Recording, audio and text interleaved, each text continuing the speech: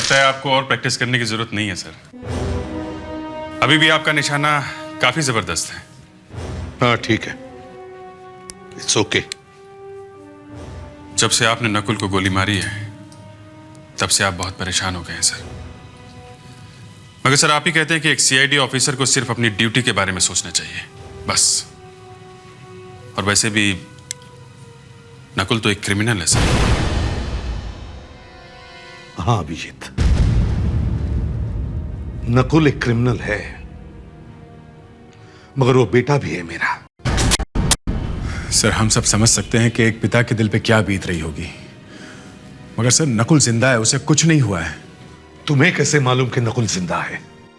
वो आपको लेटर्स भेज रहा है, गोलियां भेज रहा है जो आपने उसे मारी थी।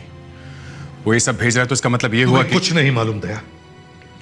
जो लेटर्स मुझे आए वो नकुल ने नहीं लिखे हैं, वो कोई और ही लिख रहा है। कोई और ही लिख रहा है? नकुल ने नहीं लिखे हैं? नहीं, क्योंकि नकुल की शायद मौत हो चुकी है। वो अब हमेशा के लिए मुझसे दूर चला गया है, मगर उसकी मौत का फायदा कोई और ही उठा रहा है। मगर सर आपको नकली लेटर भेज के किसी और को क्या फायदा हो सकता है? क्या मालूम वो क्या चाहता है। सर हम उसे ऐसा करने नहीं देंगे, हम उसे पकड़ के ही छोड़ेंगे सर।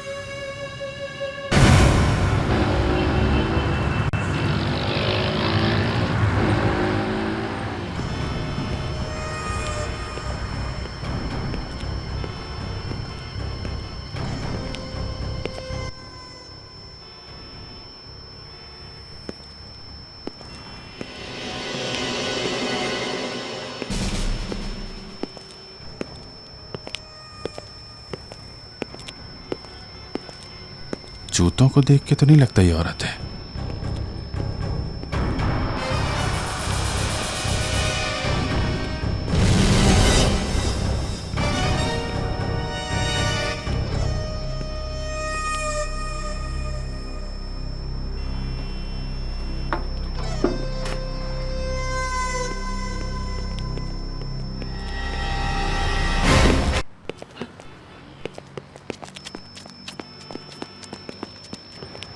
कौन हो तुम? कौन हो तुम? सर मेरा नाम बैराग है, लेकिन मैंने कुछ नहीं किया सर, मुझे छोड़ दीजिए। झूठ मत बोलो, हमने तुम्हें मेल बॉक्स में लेटर डालते हुए देखा है। सर लेकिन मैंने कुछ नहीं किया, ये तो मैंने उसके कहने पे किया सर। किसके कहने पे? हाँ? मैं उसे नहीं जानता हूँ, वो मेरे घर में घुस के बैठा सर। मैं सच बोल रहा हूँ सर, मुझे छोड़ दीजिए। चलो देखो इसे पहचानते हो? हाँ हाँ, यही तो है वो। यही है वो? ये कहां मिला था तुम्हें? सर ये आदमी जबरदस्ती हमारे घर में घुसा है और इसने सारे परिवार को कैद करके रखा है सर, और इसके पास एक गन भी है। पर इसे तो गोलियां लगी है, ये ठीक से चल भी नहीं पा रहा, फिर ये घर में घुसा कैसे? ये बहुत खतरनाक आदमी है सर। मगर इसकी गोलियां निकाली किसने? कोई डॉक्टर वॉक्टर आया था क्या? जी नहीं, मेरे डैडी ने ही निकाली। डॉक्टर है क्या? जी हाँ, मेरे डैडी एक बहुत बड़े सर्जन है, डॉक्टर रतन। इसने कहा कि ये हम सबको गोली मार देगा अगर हमने इसका कहा नहीं माना तो। इसने किसी को मारी तो नहीं गोली? नहीं सर, मगर इसने जबरदस्ती मुझसे ये लेटर लिखा है और कहा कि ब्यूरो के मेल बॉक्स में डाल के आओ। सर प्लीज मुझे जाने दीजिए, मेरी फैमिली खतरे में है सर। अगर मैं 1 घंटे में घर नहीं पहुंचा तो ये मेरे पूरे परिवार को मार देगा। सर प्लीज मुझे जाने दीजिए। नकुल अब गुनाह के रास्ते पे बहुत आगे बढ़ चुका है, यहां से उसका वापस आना बहुत मुश्किल है। दया, ये लेटर पढ़ो, देखो नकुल ने क्या लिखा है इस तीसरे लेटर में।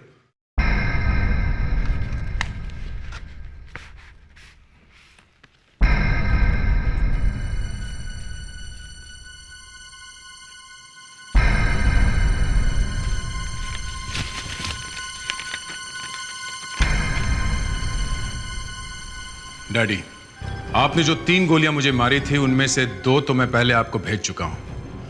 अब एक तीसरी और आखिरी बुलेट आपको भेज रहा हूं। आपको जान के बहुत दुख होगा कि मैं बच गया हूं, डॉक्टर ने मेरी तीनों गोलियां निकाल दी है। उन्होंने काफी मदद की है मेरी। अब मुझे आपसे मदद चाहिए। मैं इंडिया से बाहर जाना चाहता हूं। अगर आपने मेरी मदद नहीं की तो मैं डॉक्टर और उसके घर वालों को जान से मार दूंगा। सर प्लीज मेरी मम्मी डैडी को बचा लीजिए। वो जो कह रहा प्लीज मान लीजिए, वरना वो मेरी मम्मी डैडी को मार देगा। घबराओ मत बैरागी, ऐसा कुछ नहीं होगा। दक्ष, फटाफट इसे छोटा वाला कैमरा लगा दो और इसे वापस जाने दो। ये जल्दी से जल्दी घर पहुंचना चाहिए। तुम्हारा बेटा अब तक वापस क्यों नहीं आया? कहीं उसने धोखा तो नहीं दे दिया? है? नहीं, वो ऐसा नहीं करेगा। वो आ जाएगा। मुझे नहीं लगता वो आएगा।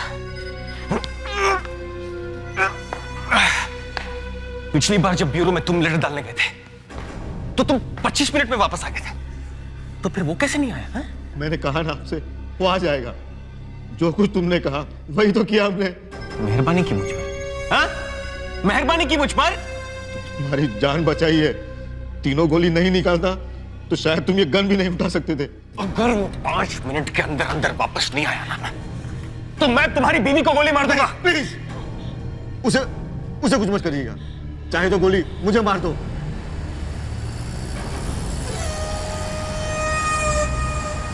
शायद बैराग आ गया है।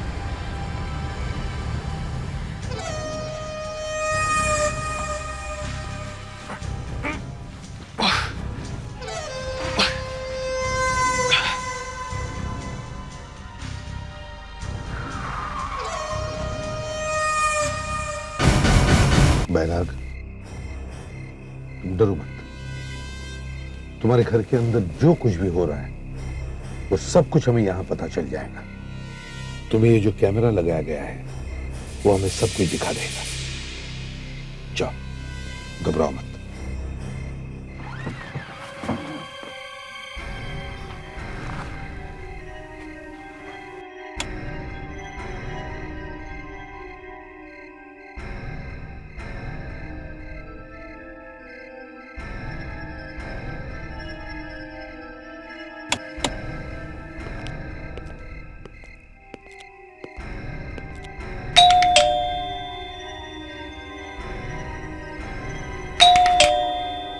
ये खोल क्यों नहीं रहे?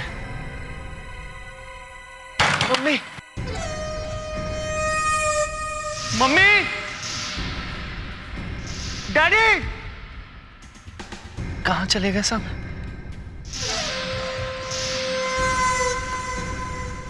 मम्मी,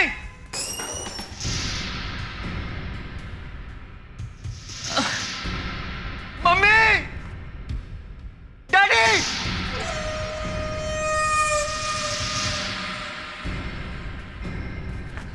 डैडी कहां चले गए सब?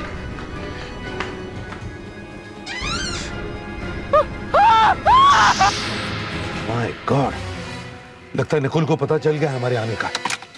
मार दिया लगता है। Let's go.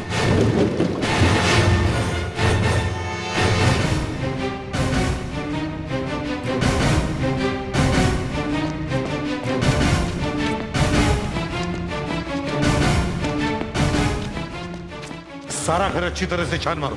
देखो नकुल कहां है। तुम लोग वहां जाओ।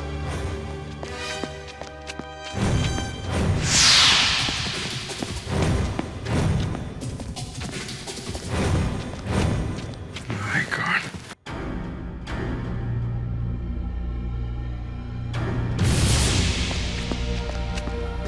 जिंदा है। नकुल भाग गया है सर। जानता हूं। ये देखो। अभी के लिए good bye dad. Sudhakar, Fredericks, sir. फौरन डॉक्टर रतन और उनकी बीवी को हॉस्पिटल ले जाओ। Yes sir. हेलो, हाँ सीनियर इंस्पेक्टर अभिजीत बोल रहा हूं। क्या? कहां पे? जू में? हाँ ओके ठीक है, हम लोग आ जाएंगे। सर, एक लड़की का खून हो गया है जू के एक बंगलों में। हमें जाना होगा सर। ठीक है, थोड़ी देर के लिए हमें नकुल को भूल जाना होगा। पता नहीं वो आगे क्या करेगा। ये सब हुआ कैसे? हाँ? सर, मेरे पापा मम्मी लोनावला गए हैं। मैं घर पे अकेला था, इसलिए मैंने मेरे सारे दोस्तों को यहाँ बुला लिया था। सर, हमें नहीं पता था कि राहुल के घर आके हम सब लोग मुसीबत में फंस जाएंगे। मैंने पूछा उस लड़की का खून हुआ कैसे? क्या हुआ था यहाँ पर? सर, 11 बजे तक सब कुछ ठीक ठाक था। फिर हम लोग बोर होने लगे थे, तो हमने सोचा कोई गेम खेली जाए। गेम? इतनी रात को कौन सा गेम खेल रहे थे तुम लोग? Sir, who done it? Who done it? ये कैसा गेम है? सर, इस गेम में हर एक के नाम की एक चिट डालते हैं। एक चिट पर मरने वाले का नाम लिखा होता है और एक चिट पर खूनी का। और सर, जिस किसी को पुलिस की चिट मिलती है वो खूनी को ढूंढते हैं। और सर, फिर हम सब अलग अलग छुप गए थे सर।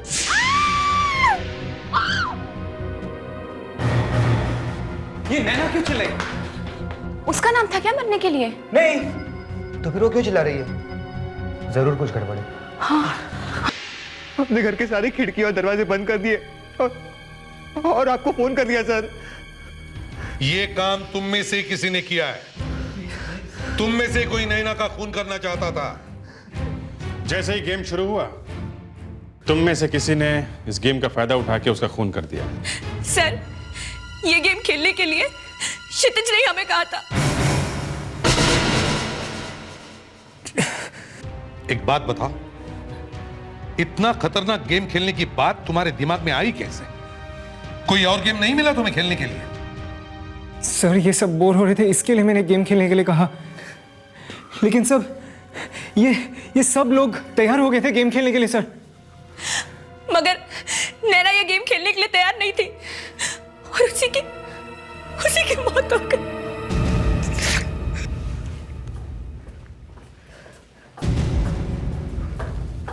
जब नैना का खून हुआ, उस वक्त यहां पे सिर्फ तुम ही लोग थे ना? हाँ सर। बाहर वाला और कोई नहीं था? नहीं सर। मतलब साफ है, नैना का खून तुम में से किसी ने किया है। जल्दी बताओ, किसने मारा नैना को? बोलो, किसने किया खून? सर, हम लोगों ने कुछ नहीं किया सर। नहीं तो हम आपको फोन करके बुलाते क्यों सर? वो भी पता चल जाएगा। मैं स्निफर डॉग्स बुला रहा हूं, वो सूंघ के पहचान लेंगे कि तुम में से नैना का खून किसने किया है। सर, मुझे कुछ दिखाई दिया था। दिखाई दिया था? क्या दिखाई दिया था? जब मैं किचन में छुपा हुआ था तो अचानक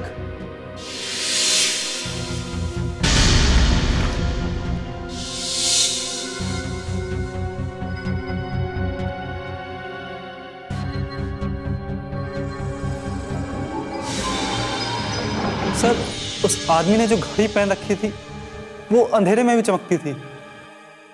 अंधेरे में भी चमक रही थी, इसका मतलब है कि घड़ी में रेडियम था। हाँ सर। मकरंद, तुमने इतना कुछ देखा, वो आदमी तुम्हारी आंखों के सामने से चाकू लेके गया, तुमने शोर क्यों नहीं मचाया? उसके बारे में अपने दोस्तों को बताने की कोशिश क्यों नहीं की तुमने?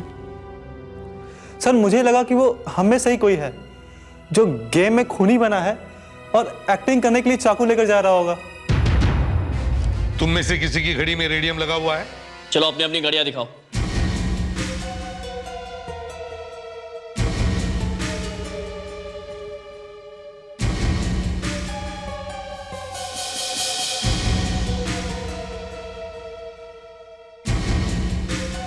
नहीं सर, इनमें से किसी की भी घड़ी में रेडियम नहीं लगा हुआ है।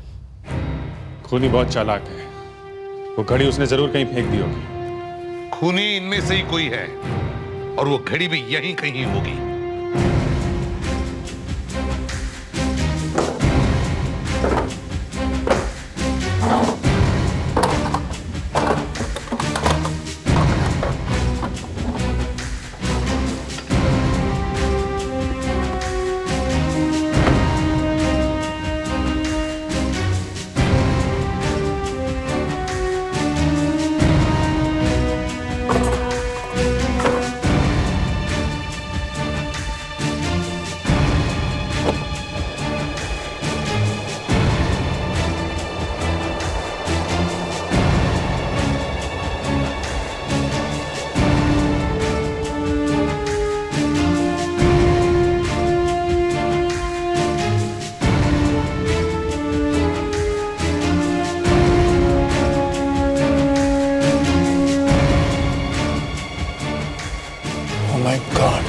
सर, क्या हुआ? मिलेगी सर, एक लाश। एक और लाश? अब ये कौन है? देखो जरा, तुम लोग देखो, ठीक से देखो, पहचानते हो इसे? देखो।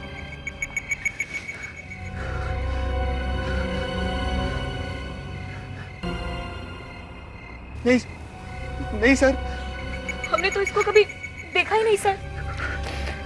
ये तो एक नया ट्विस्ट आ गया सर। अब तक तो हमें लगता था खूनी इन्हीं में से कोई है। मगर से ये तो कुछ अलग ही मामला लगता है। यहाँ पे दो खून हुए हैं और इनमें से तो कोई भी से नहीं जानता है। ये आदमी होगा कौन? यहाँ क्यों आया होगा और किसने मारा होगा इसे?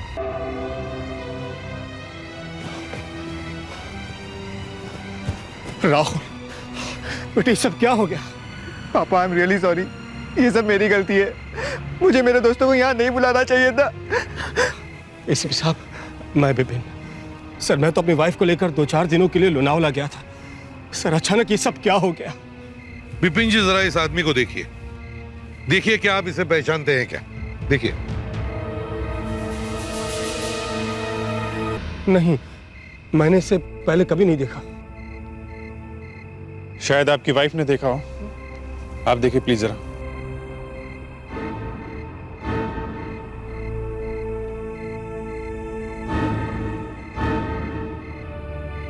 नहीं, मैंने भी नहीं देखा।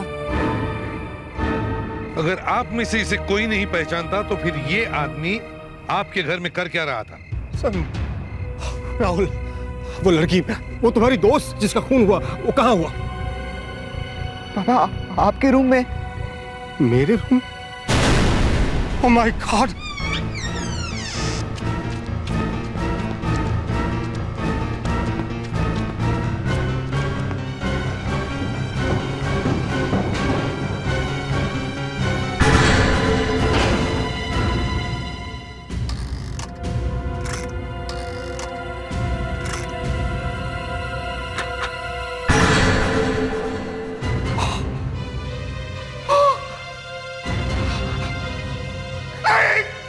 ऐसा नहीं हो सकता, ऐसा नहीं हो सकता। फाल्गुने! मेरा हीरो का बिजनेस है। मैंने कुछ ही नहीं इस तिजोरी में रखे थे, सब चोरी हो गए। चोरी हो गए? मैं लड़ गया, बर्बाद। अपने आप को संभालिए। एक लड़की का खून हो गया जो यहाँ अपने दोस्तों के साथ थी, और गाड़ी में एक ऐसे आदमी की लाश मिली है जिसे यहाँ कोई जानता नहीं, और फिर यहाँ से हीरे भी गायब है। कोई तिजोरी तोड़कर हीरे ले गया। समझ में नहीं आ रहा ये चक्कर क्या है। ये तीनों भी बातें एक दूसरे से मिल नहीं रही है। हेलो सर, मैं गीता बोल रही हूँ फोरेंसिक लैब से, डॉक्टर अंजलिका की असिस्टेंट। हाँ, बोलो गीता। सर, डॉक्टर अंजलिका ने कहा था कि यहाँ पर एक डेड बॉडी आने वाली है पोस्टमार्टम के लिए, मगर मैं पिछले 2 घंटे से यहाँ पर इंतजार कर रही हूँ। अभी तक तो यहाँ पर कोई लाश नहीं पहुँची। मगर एम्बुलेंस तो यहाँ से बहुत पहले निकल चुकी है, अब तक पहुंची कैसे नहीं? ठीक है, तुम वही रहो, मैं तुम्हें बाद में फोन करता हूँ। ओके, चलो। हाँ सर, एम्बुलेंस अभी तक फॉरेंसिक लैब नहीं पहुंची। क्या? एम्बुलेंस पहुंची नहीं? तो फिर गई कहां? क्या हुआ भाई? क्या हुआ?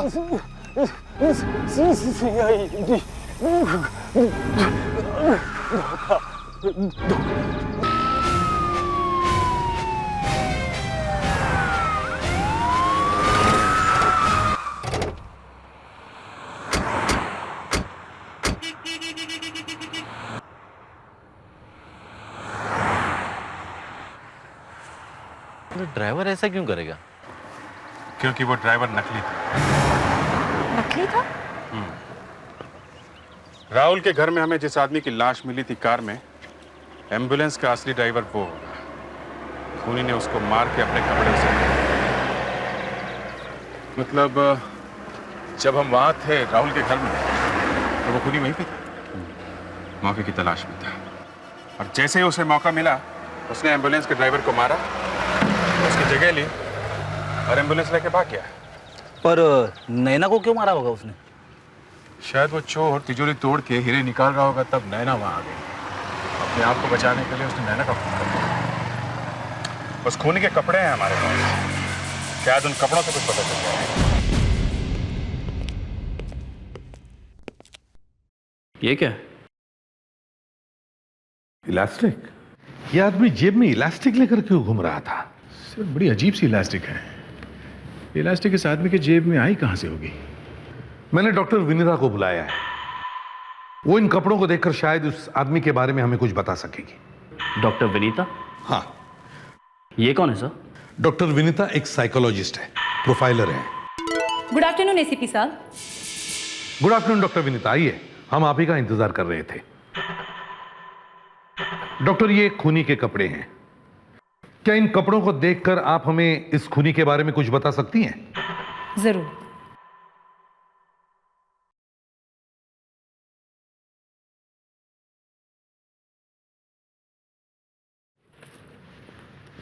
डॉक्टर, क्या सिर्फ इन कपड़ों को देखकर आप खूनी के बारे में सब कुछ बता सकती हैं? सब कुछ तो नहीं, लेकिन बहुत कुछ बता सकती हूँ। ये कोई एस्ट्रोलॉजी है क्या? नहीं नहीं, ये एक साइंस है।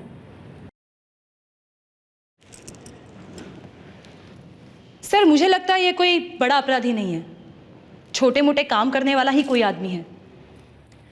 इसके पास ज़्यादा पैसे नहीं रहते होंगे, मगर ये अमीर बनने के सपने हमेशा देखता है, और जब भी इसके पास पैसे आते हैं ये अपने सारे पैसे फैशनेबल चीज़ों पे खर्च कर देता है। डॉक्टर विनीता, आपने इन कपड़ों को देखकर उस खूनी के बारे में इतना कुछ बता दिया?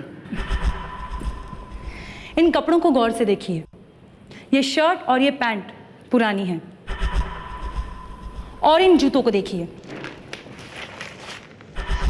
पहन पहन के घिस चुके हैं।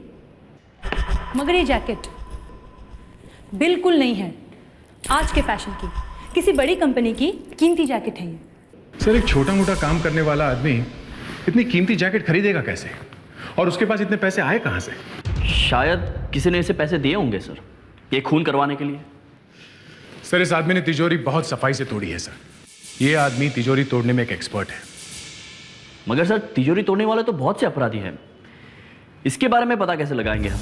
ये कपड़े जो खूनी ने ड्राइवर को पहनाए थे वो ड्राइवर के नाप से 3 इंच बड़े हैं। मरने वाले की हाइट 5 फुट 6 इंच है और उसका वजन 58 किलो, और इसलिए इस खूनी की हाइट 5 फुट 9 इंच या 10 इंच होनी चाहिए, और उसके हाइट के हिसाब से उसका वजन 70 से 75 किलो तक होना चाहिए। दक्ष, जरा वो इलास्टिक दिखाना। या सर, जब कोई एरोप्लेन में यात्रा करता है तो सामान पे टैग लगाना पड़ता है सर। ये इलास्टिक शायद उस टैग का है। हाँ, ये इलास्टिक तो बिल्कुल ऐसी लग रही है। सर, ये छोटा मोटा काम करने वाला आदमी ये फ्लाइट से कैसे आया होगा? हो सकता है कि आया हो, मैंने आप लोगों को पहले ही बताया, इसके पास जब भी पैसा आता है ये दिल खोल के उड़ाता है। अगर इस तरह का आदमी प्लेन से आया होगा तो एयरपोर्ट पर किसी न किसी का तो ध्यान गया होगा उसके ऊपर। दया सर, एयरपोर्ट जाकर अच्छी तरह से पूछताछ करो।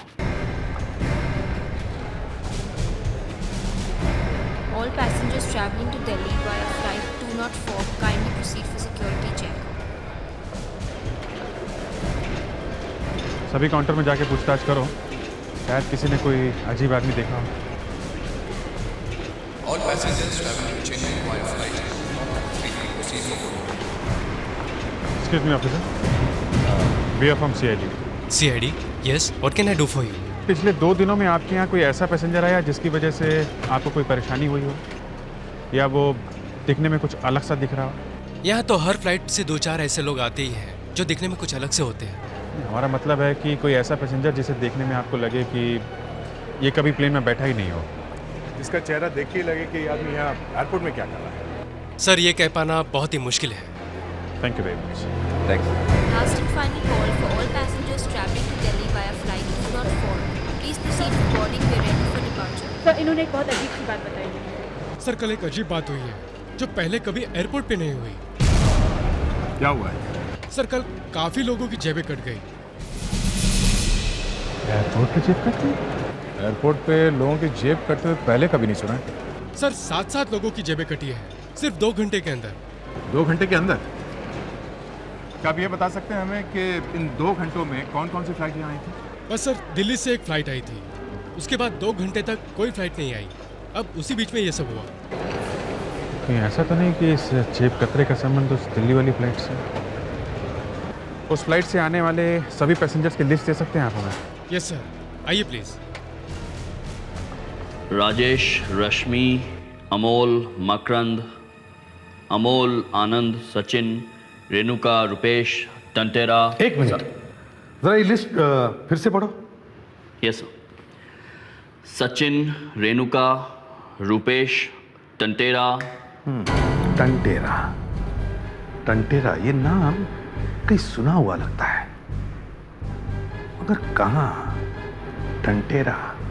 सर, ये टंटेरा कहीं वो केके तो नहीं है? हाँ, हो सकता है। वही केके सर जो पहले पॉकेट मारता था और बाद में बड़े बड़े अपराध करने लगा। और आजकल सेफ तोड़ने में एक्सपर्ट हो गया है। सेफ तोड़ने में? हाँ। सर, वो विपिन जी के यहाँ जो हीरो की चोरी हुई है, वो कहीं इस केके ने तो नहीं की होगी? हाँ, हो सकता है उसने किया हो सर। सर, दिल्ली जाते जाते एयरपोर्ट में उस आदमी ने 4-5 लोगों के पॉकेट काट दी। दक्ष, जल्दी से दिल्ली पुलिस को इन्फॉर्म करो इस टंटेरा के बारे में सर। और उन्हें रिक्वेस्ट करो कि इसे पकड़ने की कोशिश करें। और दया सर, तुम और अभिजीत दिल्ली जाने की तैयारी करो। देखें तो सही, ये टंटेरा कहीं वही केके तो नहीं?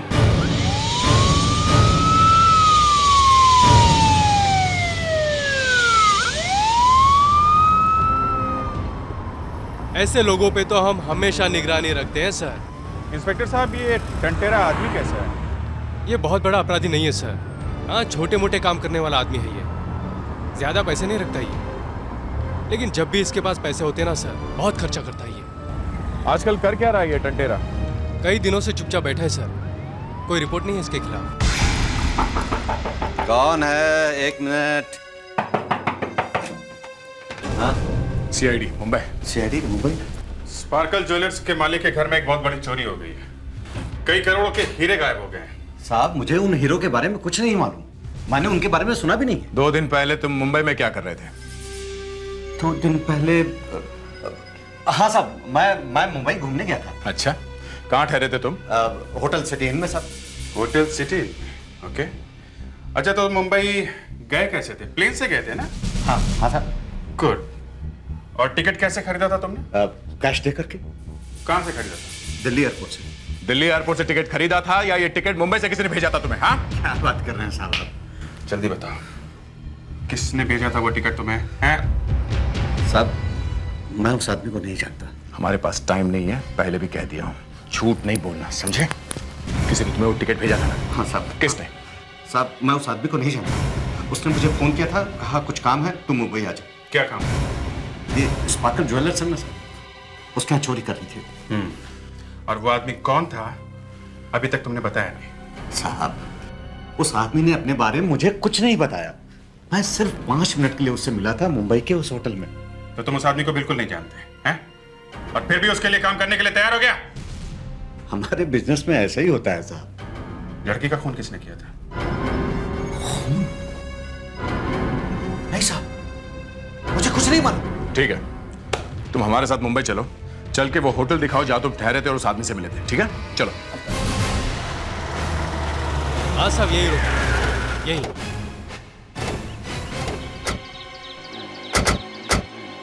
यही होटल है सर। Excuse me. सर, हम लोग सीआईडी से। सीआईडी से? ये आदमी 2 दिन पहले आपके होटल में ठहरा था। टंटेरा नाम है इसका। जरा देखो इसका चेहरा। ये ठहरा था यहाँ पे? हाँ जी, ये ठहरा था सर। किसने बुक किया था इनका कमरा? अभी देखिए पापा जी, किसी मन्ना नाम के आदमी का फोन आया था, उसी ने कमरा बुक किया था इनके लिए। मन्ना? तुम इस मन्ना को जानते हो? जी नहीं। अच्छा, उसने सिर्फ इसके लिए कमरा बुक किया था या कोई और कमरा भी बुक किया था? नहीं, केवल एक ही कमरा बुक हुआ था। पैसे कैसे दिए थे? कैश या क्रेडिट कार्ड से? कैश दिए थे साहब, कैश। मुझे तो लगता है कि ये आदमी मन्ना जिसने इसके लिए कमरा बुक किया था और जो आदमी इससे होटल में मिलने आया था दोनों एक ही हैं। हाँ, और अगर ये दोनों एक नहीं भी हैं तो भी इन दोनों में कोई ना कोई कनेक्शन तो जरूर है। कंटेरा, उस आदमी को सिर्फ तुमने देखा है, उसका स्केच बनवाने में हमारी मदद करो। मैं साहब? हाँ हाँ, जरा याद करो फटाफट। तुमने उसे देखा है ना? वो हीरे चुराते समय तुमने इतने लोगों को मारा है कि वैसे भी फांसी चढ़ने वाले हो तुम। क्या चाहते हो, वो आदमी बच जाए जिसने तुमसे सब करवाया? नहीं साहब, ऐसा नहीं हो सकता। वो आदमी भी फंसना चाहिए साहब। साहब, मुझे चाहे जो भी सजा दिलवा देना साहब, लेकिन मुझे फांसी में बचलवा दो। मुझे मरने से बहुत डर लगता है साहब। सर, उसको दाढ़ी मूंछ थी। ये देखिए, ऐसी? हाँ, लेकिन दाढ़ी थोड़ी घनी थी और मूंछें पतली थी। हाँ हाँ, ऐसी ऐसी। आंखें, आंखें कैसी थी? आंखें नहीं नहीं नहीं, बड़ी थी। हाँ, और भौरें थोड़ी मोटी और लंबी थी। नहीं। हाँ। नाक? नाक उसकी मोटी थी और वो नहीं। नहीं, नुकीली थी, नुकीली थी। ऐसी? हाँ, ऐसी। होठ कैसे थे? होठ पतले थे, पतले। नहीं नहीं। हाँ, लेकिन इतना लंबा चेहरा नहीं था। चेहरा गोल गोल था थोड़ा सा। है ऐसा ही कुछ? सर, एकदम तो नहीं, लेकिन बहुत कुछ मिलता जुलता है। ये तो कोई नया ही आदमी है। सर, ये किसी ऐसे आदमी का काम है जिसे मालूम था कि विपिन जी के तिजोरी में हीरे रखे हुए हैं, करोड़ों के। सर, इस आदमी का जरूर विपिन जी के घर में बहुत ही आना जाना रहता होगा। सर, एक तो विपिन जी का बेटा राहुल है और उसके सारे दोस्त वहां घर में आते जाते रहते हैं। जा सर, राहुल और उसके दोस्तों से फिर से पूछताछ करो। ये आदमी जिसने केके के लिए होटल में रूम बुक किया था, हो सकता है वो इन दोस्तों में से कोई एक हो। सब, लेकिन खूनी की तो दाढ़ी मूछें हैं। हाँ मालूम है आदिति, तुम नकली दाढ़ी मूछें तैयार रखो।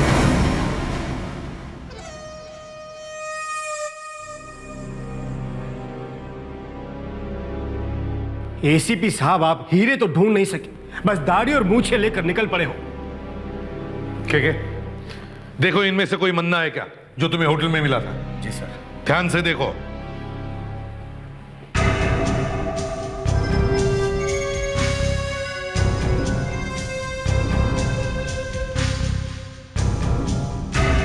नहीं सर, इनमें तो कोई नहीं है। देखा, मैं कह रहा हूं इन बच्चों ने कुछ नहीं किया। विपिन जी, अभी तक काम पूरा नहीं हुआ है, समझे? दया, इन सबको दाढ़ी मूछें लगा। ये तो हद हो गई। एसीपी का दिमाग सटा क्या है? चुपचाप खड़े रहो, समझे? दिमाग की चेकिंग होगी बाद में, पहले सिर्फ मुंह देखना है।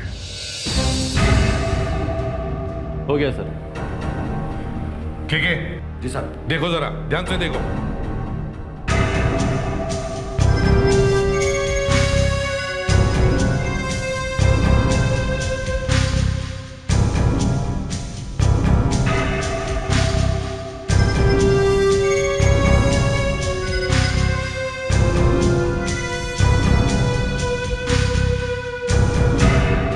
नहीं साहब, इनमें तो कोई नहीं है। आप करो दिमाग की चेकिंग, सबसे पहले एसीपी के।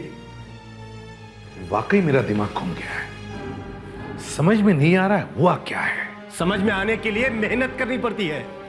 खूनी पेड़ पर नहीं लगते जब चाह तोड़ लिया। और बेवकूफों को समझ में नहीं आता डिटेक्शन की चिड़िया का नाम। दया सर, बिपिन जी को दाढ़ी मूछें लगाओ। ये क्या कह रहे हैं आप? हाँ।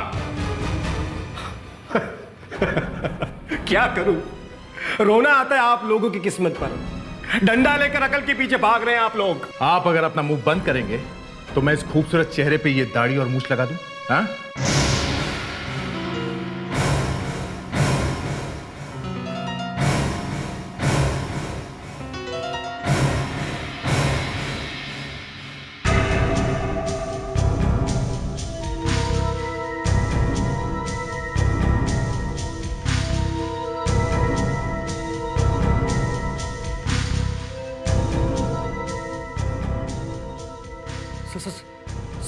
सर यही है वो ये क्या बकवास कर रहा है तू? अबे अक्ल के टीचर।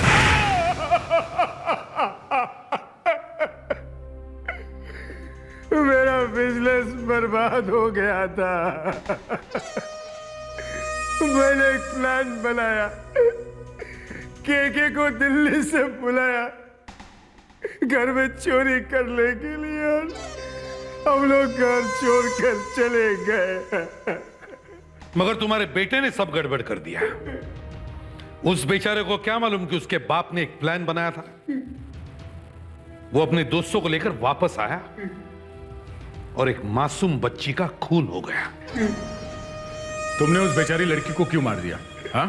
क्या करता साहब, मैं पकड़ा जाता। अब फिर राहुल ने मुझे भागने का मौका नहीं दिया साहब। सारे खिड़की दरवाजे बंद करके आप लोगों को बुला लिया। वहां से बचकर भाग निकलने के लिए तुमने 4 लोगों को मार डाला। जरा भी दया नहीं आई तुम्हें। तुम्हें तो 4 बार फांसी देनी चाहिए।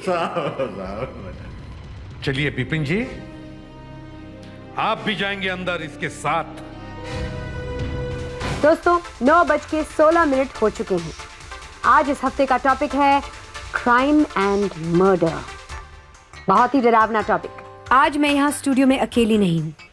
मेरे साथ बैठे हैं एक बहुत ही खास मेहमान, एक ऐसे खतरनाक इंसान जिन्होंने बहुत सारे लोगों का, अब इसके आगे मैं नहीं कह सकती वरना मेरी जान खतरे में पड़ जाएगी। मैंने सही कहा ना मिस्टर बिल्ला? आप काफी समझदार हैं मैडम। आज के लिए बस इतना ही। हम कल फिर मिलेंगे आपके फेवरेट प्रोग्राम पर जिसका नाम है असली 30 विद सागरिका। तब तक आप सुनते रहिए 93 red FM। Good bye and keep smiling. हाय, काश मेरी आवाज भी सागरिका जैसी होती ना, तो दिन रात रेडियो पर चप्पा चप्पा करती। लाखों लोग दीवाने होते मेरे। पता है, मैं तो ये प्रोग्राम सुने बिना रह ही नहीं सकती। और यही तो प्रॉब्लम है यार, इस प्रोग्राम को सुनने के चक्कर में रोजाना देर हो जाती है। अच्छा चल, बहुत देर हो रही है। नहीं फिर आप चलिए, मुझे तो अभी आधा घंटा और लग जाएगा। Okay bye bye. मैडम, आपको प्रिंसिपल मैडम ने बुलाया है। प्रिंसिपल मैडम ने? लेकिन अभी तो 9:30 बजे है ना। मैडम है अब तक? हाँ है ना, आपको जल्दी बुलाया है। ठीक है।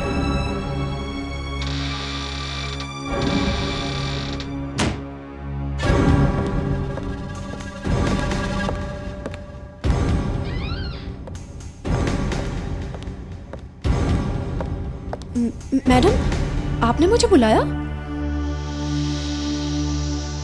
तुम कौन हो?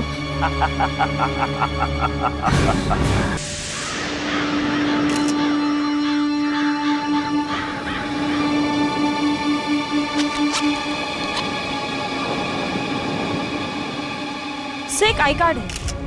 इस लड़की का नाम प्रेरणा है, ग्रेड स्कूल में लाइब्रेरियन थी।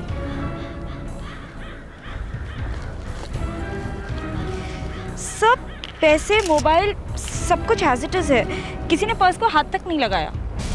मैं भी यही सोच रहा हूं, ये चोरी का मामला नहीं है। दे, चाकू को बाहर निकालो और बॉडी को पलटो जरा।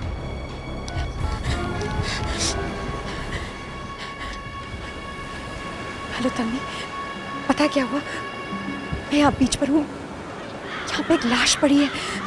हाँ, मैं जॉगिंग करते हुए आई और एक भीड़ लगी हुई थी। हाँ हाँ, लाश मेरी आंखों के सामने है। मर्डर के बारे में बात करना कितना आसान होता है, लेकिन जब आंखों के सामने दिखाई देता है ना मर्डर। सर, चाकू पूरे 5 इंच अंदर घुसा हुआ था। पहले खून किया, फिर ये 2 लिखा। लेकिन ये लिखा क्यों होगा? आदिति, कई बार खूनी लोगों में डर पैदा करने के लिए ऐसा काम करते हैं। सर, ये लड़की का मोबाइल फोन, इस पर 16 मिस कॉल्स है। 16 मिस्ड कॉल्स? हाँ सर, ये कल रात 9:30 से 10 बजे के बीच किसी शेखर नाम के आदमी ने सारे फोन किए। इसका मतलब है शेखर इस लड़की से कोई बहुत जरूरी बात करना चाहता था। ये क्या हो गया तुम्हें? प्रेरणा, प्रेरणा, मैं बार बार इसे फोन कर रहा था लेकिन इसने फोन उठाया ही नहीं। मुझे क्या मालूम था कि इसका खून हो गया है। प्रेरणा, शेखर अपने आप को संभालो, हमारी मदद करो खूनी को पकड़ने में। आप लोग पकड़ सकते हैं खूनी को? आप लोग पकड़ सकते हैं खूनी को? बोलो। अगर आप लोग पकड़ सकते हैं खूनी को तो मैं बताऊंगा कि इसका खून किसने किया है। तुम जानते हो कौन है वो? मेरी उससे सिर्फ फोन पे बात हुई थी। क्या नंबर क्या है? नंबर तो मुझे नहीं पता सर, लेकिन जब मैंने रात को फोन किया था तो एक आदमी ने फोन उठाया था। उसने मुझसे कहा था कि प्रेरणा चली गई, ऊपर चली गई। स्कूल में रात को फोन उठाया? सर हो सकता है ये आदमी वहीं स्कूल में ही काम करता हो। शेखर, अगर वो आदमी वापस तुम्हारे साथ बात करे तो क्या तुम उसकी आवाज पहचान सकते हो? Yes sir. कल रात उस आदमी ने जो कुछ भी तुमसे फोन पे कहा था वो हमने इन लोगों को लिख के दिया। ये लोग अभी फोन करेंगे, ठीक है?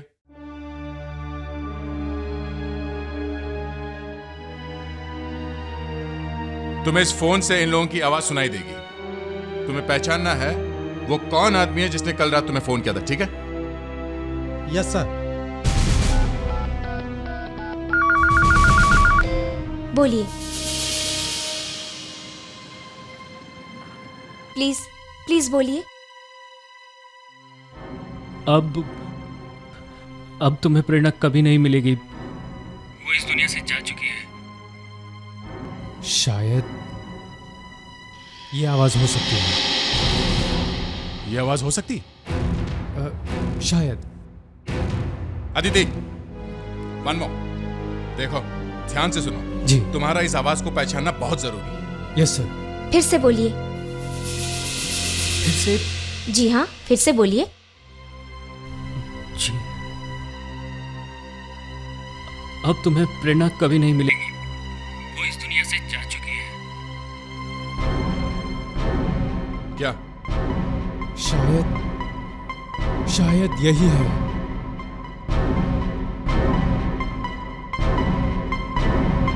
नहीं, शायद ये आवाज नहीं है। नेक्स्ट। आइए, आप इस तरफ आइए।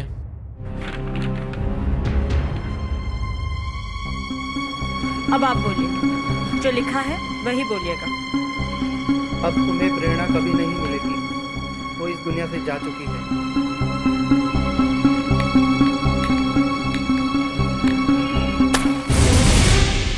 ये सिगरेट एक दिन मार डालेगी तुम्हें। नहीं, एक्चुअली सिगरेट तो मैं भी छोड़ना चाहता हूँ। वो दरअसल जब बहुत ज्यादा टेंशन होती है या बार में जाता हूँ बस। बार में? तुम बार में भी जाते हो? हाँ? बाहर नहीं सर, नहीं सर। चलो सर चलो। सर ये क्या कर रहे हैं सर आप? सर आप मुझे कहाँ लेकर जा रहे हैं? मैं आपको सर ये आप क्या कर रहे हैं? ये आदमी हमसे कोई बात छुपा रहा है। सर लेकिन जो पूछना है यही पूछिए ना, वहाँ दूर ले जाने की क्या जरूरत है? ये सबके सामने मुंह खोलने वाला नहीं। चल दया, कहाँ ले जा रहे हो उसे? छोड़ दो उसे। सर ये आदमी अभी बता देगा सर। दया, पिछली बार जब तुमने किसी से पूछताछ की थी, पता है तुमने क्या किया था? सर मैं प्रॉमिस करता हूँ मेरे हाथों से किसी की जान नहीं जाएगी। चलो। सर मैं आपको सब कुछ सच बताता हूँ सर। उसने मुझे धमकी दी थी कि मैं अपना मुंह ना खोलूं। मैंने उसे देख लिया था। कहाँ देख लिया? बार में। बार में? प्रेरणा बार में जाती थी? वो बार डांसर थी सर।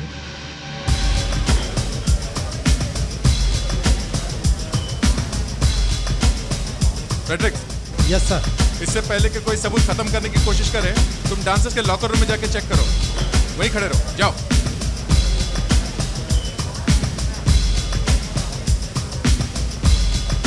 हाँ, यही प्रेरणा है। यहाँ काम करती थी, आती थी यहाँ डांस करने, मगर हमें मालूम नहीं था कि वो एक लाइब्रेरियन थी।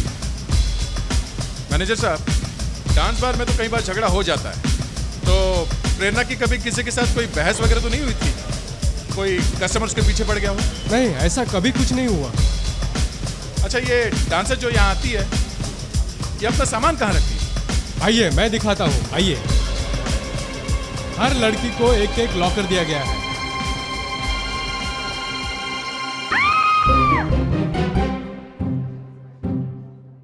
क्या हुआ फ्रेडरिक्स?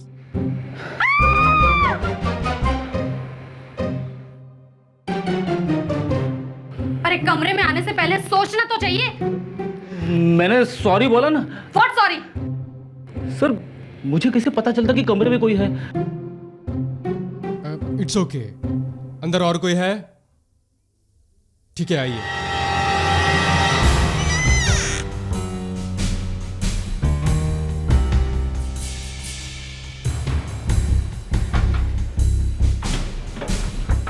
सर ये प्रेरणा का लॉकर है, मगर बंद है सर। इस लॉकर की चाबी कहाँ है? वो तो प्रेरणा के पास ही रहती थी। ओह, सुधाकर लॉकर तोड़ दो। Okay sir.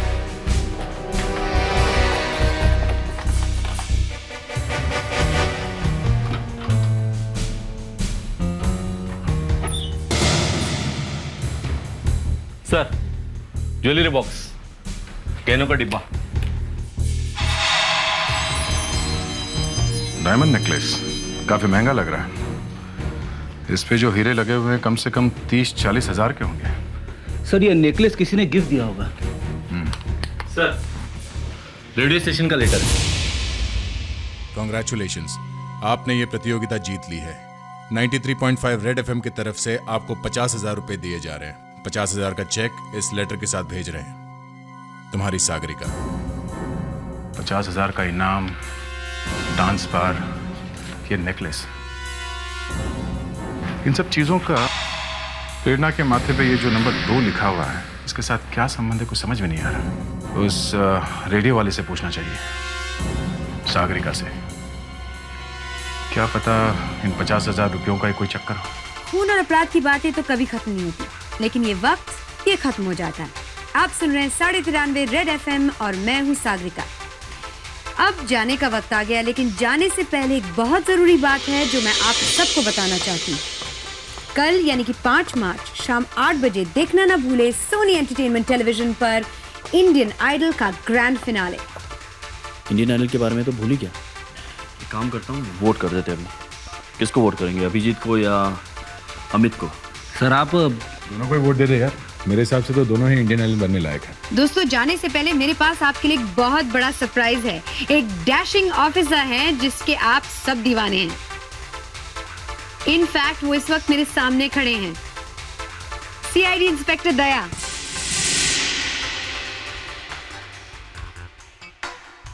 आप बैठ जाइए सर।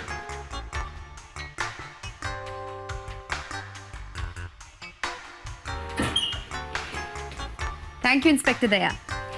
इस वक्त हम अपने प्रोग्राम में इस सवाल में उलझे हुए थे कि अगर किसी के पास खून करने की सही वजह है तो आप इसे खून कहेंगे कि न्याय?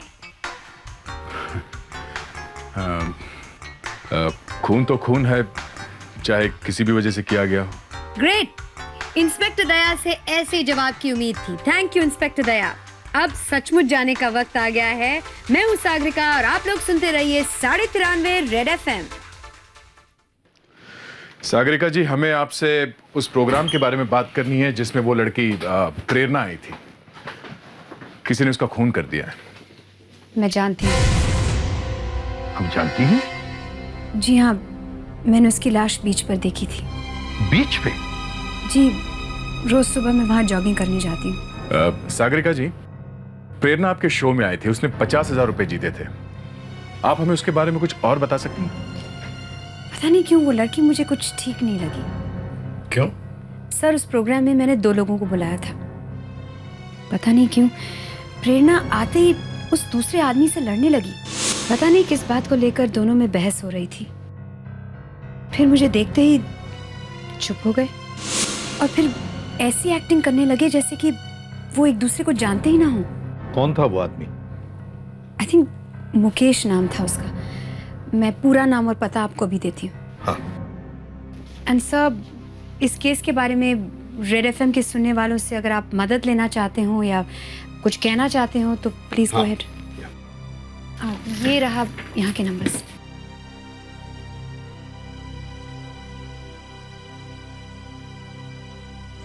साढ़े 93 रेड एफएम के सभी सुनने वालों को एसीपी प्रद्युमन का नमस्कार। आप सब ने प्रेरणा मर्डर केस के बारे में सुना ही होगा। अगर इस केस के बारे में या खूनी के बारे में आपको कुछ पता चले तो हमें इस नंबर पर इंफॉर्म कीजिए। नंबर है 22842255। I repeat 22842255। Thank you. सब ये है मुकेश का पूरा नाम और एड्रेस। दरवाजा खोलो मुकेश।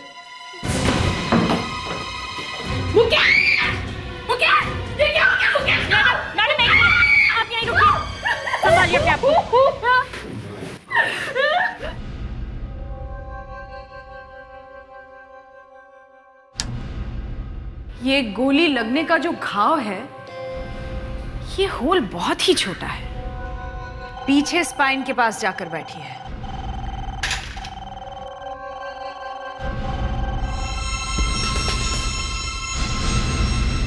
बहुत ही अजीब तरह की बुलेट है ये। कितनी पतली है, एकदम एक नेल जैसी लग रही है, कील जैसी। डॉक्टर अंजलिका, ये बुलेट है या कुछ और है? सर, ये है तो एक बुलेट ही, .11 कैलिबर की। .11 कैलिबर की बुलेट? डॉक्टर अंजलिका, मुझे कुछ थोड़ा थोड़ा सा याद आ रहा है। पहले भी किसी केस में इस तरह की .11 कैलिबर की बुलेट मिली थी। हाँ, मुझे भी कुछ थोड़ा थोड़ा याद आ रहा है। किस केस में देखी थी ये? सर, मैं इसे अपने कंप्यूटर में मैच करके देखती हूँ, शायद पता चल जाए वो कौन सा केस था।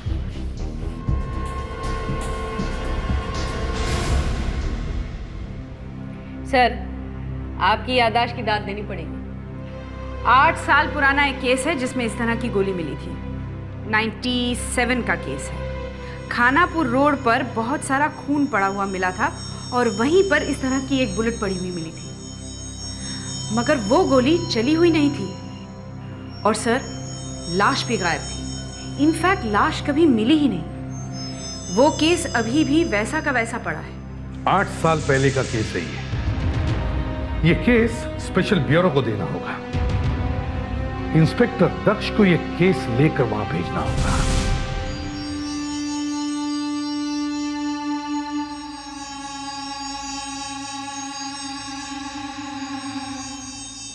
कल एक मुकेश नाम के आदमी का खून हुआ है।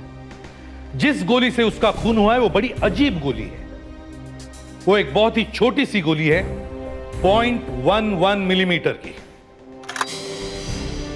जब हमने रिकॉर्ड्स चेक किए तो पता चला कि 1997 में भी एक खून हुआ था। वहां जमीन पर पड़े खून में से एक ऐसी ही बुलेट मिली थी। आज तक इस तरह की गोली से और कोई खून नहीं हुआ है। इन दोनों केसेस का आपस में कुछ कनेक्शन है। मैं कमेंट सर, जैसा आपने ऑर्डर दिया था, Jasmine Prakash reporting on special bureau duty sir. Come in Jasmine. Jasmine आज से स्पेशल ब्यूरो में रहेगी।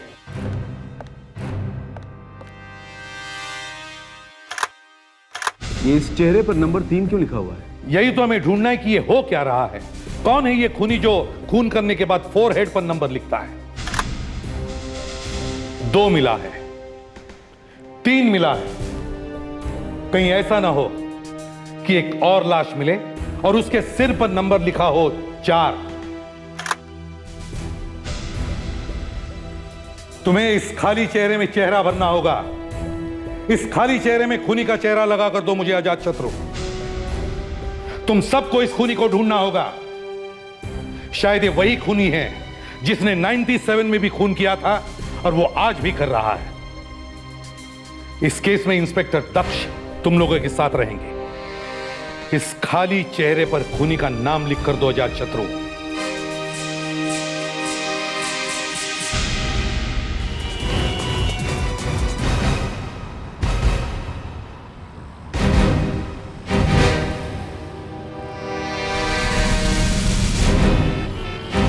ये सब क्या हो रहा है? सर, दक्ष ने इंस्पेक्टर अर्जुन को गोली मार दी।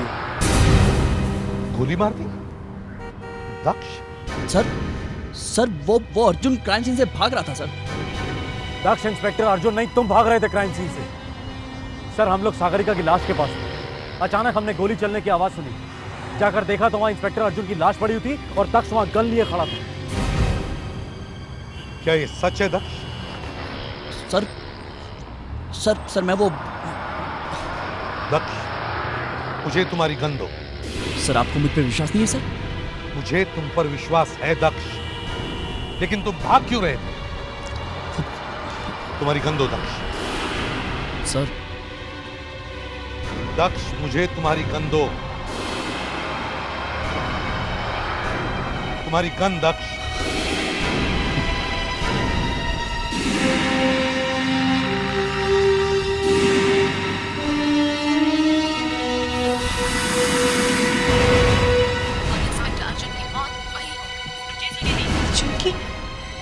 मौत हो गई।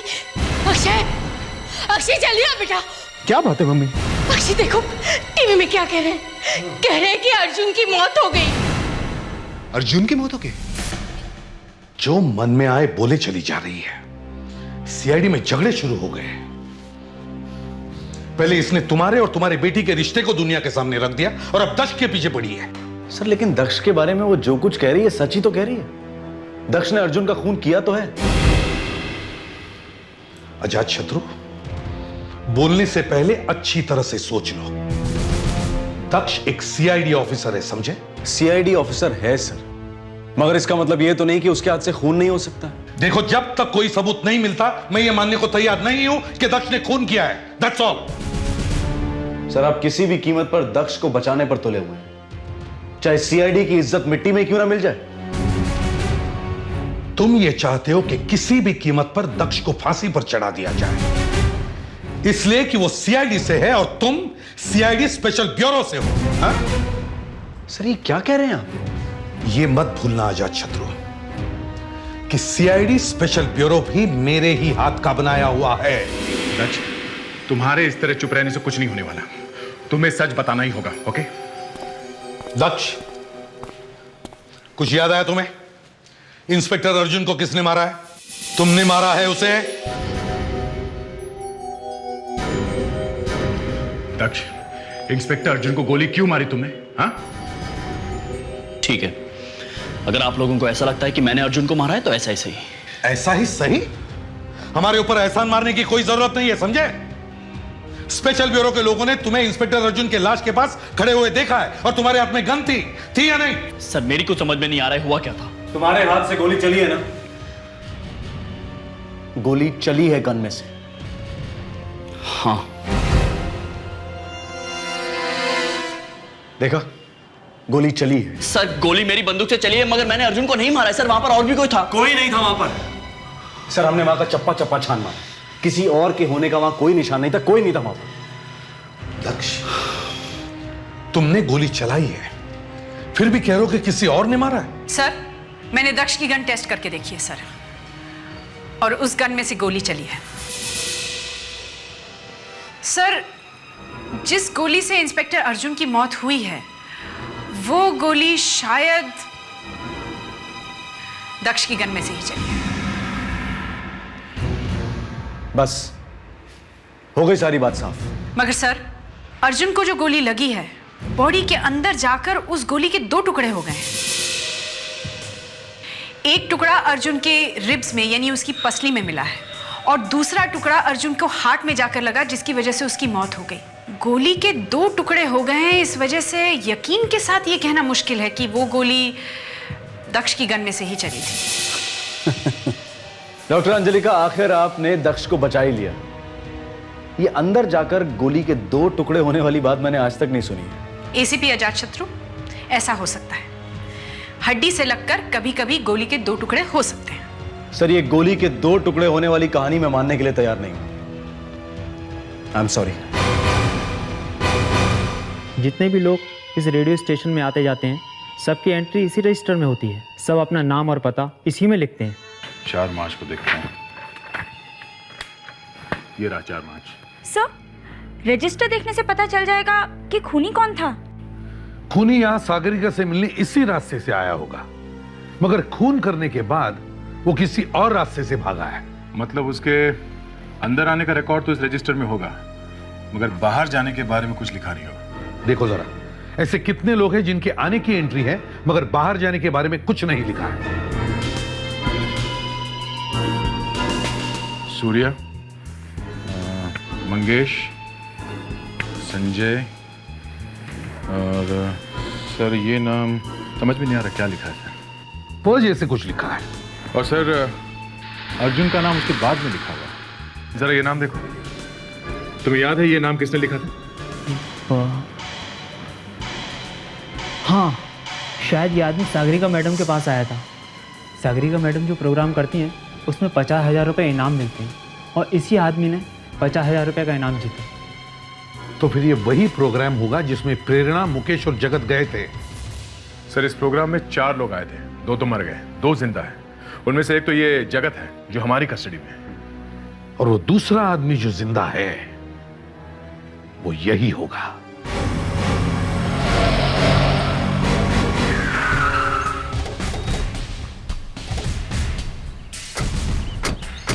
सर वो चौथा गवाह प्रतीक यही रहता है।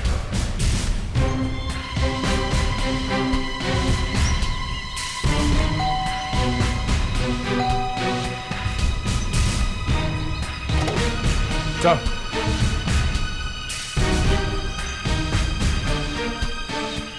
अब ये कौन है भाई? कहीं ये प्रतीक तो नहीं? सर सागरिका ने कहा खूनी कोई लंबे बाल वाला है। समझ में नहीं आ रहा है हो क्या रहा है। सागरिका बदला लेने के लिए सभी गवाहों को एक एक करके मार रही थी, मगर सागरिका तो खुद मर चुकी है और फिर भी और एक गवाह का खून हो गया है। किसने मारा होगा इसे? और जो ये खून कर रहा था वो खुद मर चुकी है और जिसने सागरिका का खून किया अब वो भी मर चुका है। पर आप ये कैसे कह सकती हैं कि इसने ही सागरिका को मारा है? जो गोली सागरिका के शरीर में से मिली है वो गोली इसी गन में से चली और इस आदमी के हाथ पर गन पाउडर का निशान है। इसका मतलब है कि वो गोली इसी आदमी ने चलाई है। फिर वही खाली चेहरा। खूनी का अभी तक पता नहीं। सागरिका के मरने के बाद मुझे लगा अब तो खूनी मर ही गया, अब कम से कम कोई और खून नहीं होगा, पर प्रतीक भी मारा गया। सर सागरिका के साथ कोई और भी मिला हुआ होगा, वो अकेली नहीं कर रही थी ये खून। 6 लोग मारे गए दया, 6 लोग। सर एक आदमी अभी बचा हुआ है, एक गवाह अभी बाकी है, जगत। हाँ जगत। इससे पहले कि कोई जगत का खून कर दे मैं इस खूनी को पकड़ के ही छोड़ूंगा। डॉक्टर साहब कुछ तो कीजिए, इनकी हालत बिगड़ती जा रही है। वो मुझे मार डालेगा, वो मुझे मार डालेगा। और फिर सीआईडी की टीम कुछ नहीं कर पाई। अब सिर्फ एक ही गवाह बच गया है जो इस वक्त सिटी हॉस्पिटल में है और उसकी हालत बहुत ही खराब है। वैसे सीआईडी की टीम ने हॉस्पिटल की सिक्योरिटी बढ़ा दी है। उनके ऑफिसर्स हॉस्पिटल के चप्पे चप्पे में फैले हुए हैं।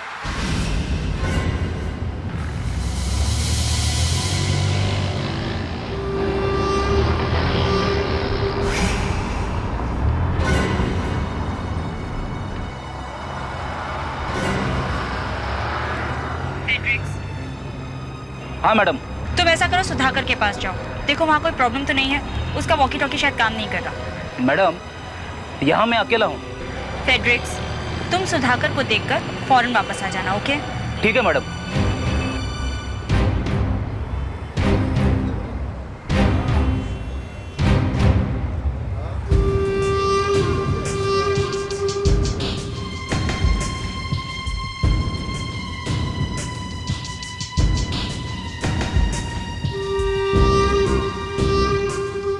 हाँ दीदी। कहाँ पे? ऊपर? ठीक है, ओके।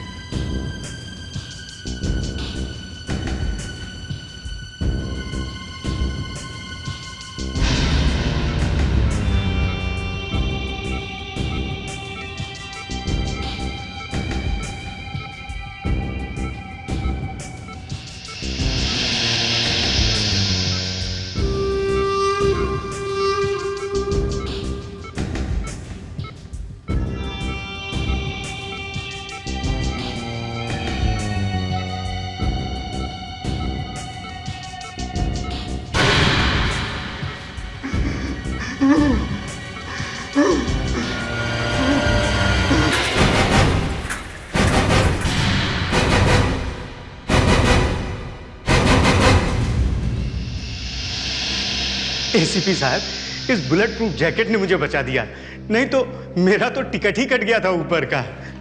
हमें पता था कि ये आने वाला है तुम्हें मारने के लिए। क्यों दिलावर,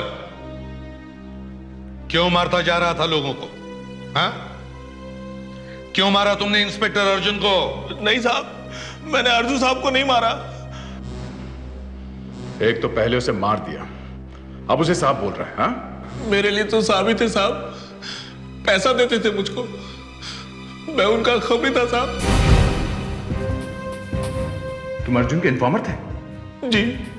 तो अर्जुन तुम्हें जानता था? जी साहब। तो उसे यह भी मालूम था कि ये सारे खून तुम और सागरिका मिलकर कर रहे हो? नहीं साहब, उनको नहीं मालूम था। और सर, और क्या? बोलो।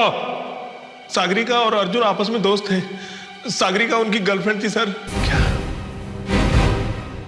जिस लड़की ने 4 खून करवाए हैं वो एक सीआईडी ऑफिसर की दोस्त थी? ये एक बहुत ही रेयर केस था जिसमें अर्जुन नाम के एक पुलिस ऑफिसर की दोस्त ही खून कर रही थी। सागरिका नाम की ये लड़की रेडियो एफएम पे रेडियो जॉकी थी। इसने 4 लोगों को एक एक करके मारा था। इन चारों लोगों ने कोर्ट में गवाही दी थी, जिससे सागरिका के पिता को फांसी की सजा हो गई थी। चौंका देने वाली बात यह थी कि इंस्पेक्टर अर्जुन 8 साल तक खूनी को ढूंढता रहा, और जब उसे पता चला कि उसकी दोस्त सागरिका ही खूनी है, तब तक बहुत देर हो चुकी थी। सागरिका का किसी ने खून कर दिया था। हम जैसे ही रेडियो स्टेशन पहुंचे साहब, जहां सागरिका काम करती थी, देखा किसी ने सागरिका को गोली मार दी।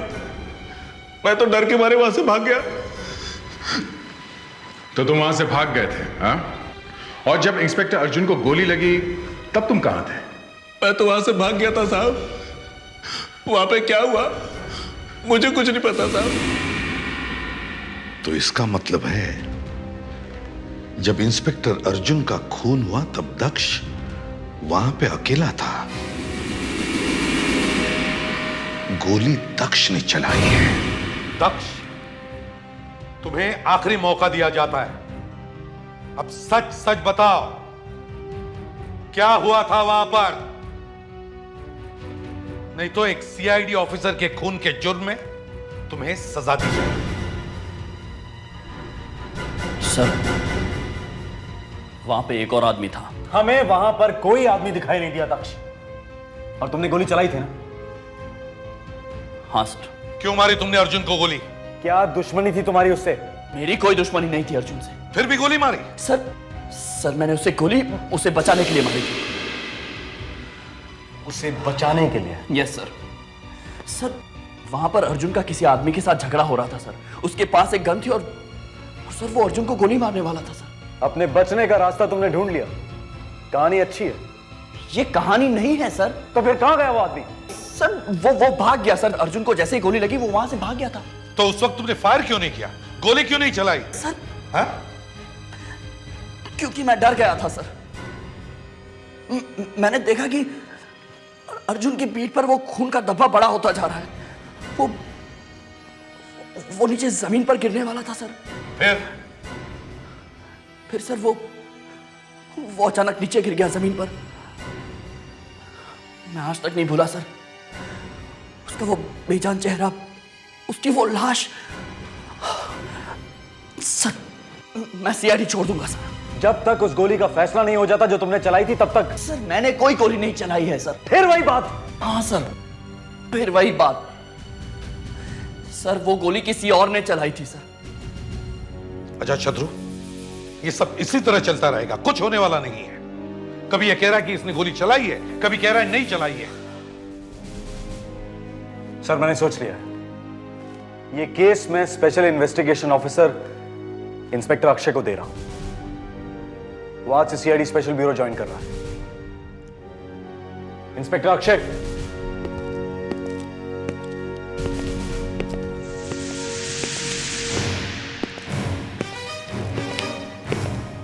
Inspector Akshay reporting sir. Akshay, आरोपी तुम्हारे सामने है, जल्दी से जल्दी सच्चाई का पता लगाओ।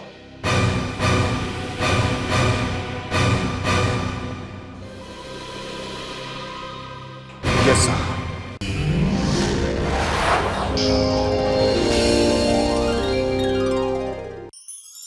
ऐसे और भी मज़ेदार वीडियो के लिए हमारे चैनल को लाइक, शेयर और सब्सक्राइब करें।